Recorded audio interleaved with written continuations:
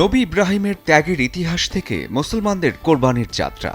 আত্মত্যাগ আর আল্লাহর সন্তুষ্টি অর্জনের এই ইবাদত ঘিরে প্রতি বছরই জমে ওঠে দেশের পশুর হাট।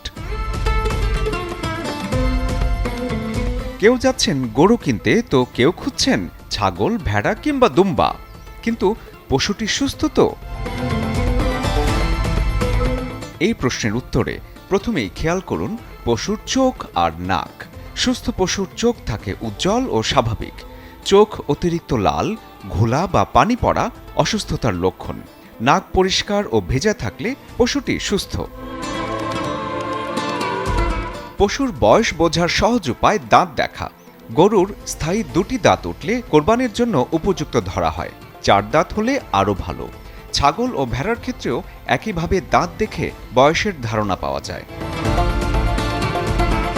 শরীর অস্বাভাবিক ফোলা, হাঁটতে কষ্ট হয় কিংবা অস্থির আচরণ মানেই কৃত্রিমভাবে মোটা করা হয়েছে গরু। খুঁড়িয়ে হাঁটা, বারবার বসে পড়া কিংবা শরীরে চর্মরোগ থাকলে সেই পশু কিনবেন না। লেজ, কান আর খুর পরিষ্কার আছে কিনা সেটাও দেখে নিন কেনার আগে। ধর্মীয় বিধান অনুসারে সুস্থ ও সবচেয়ে সুন্দর পশু কোরবানির জন্য উত্তম।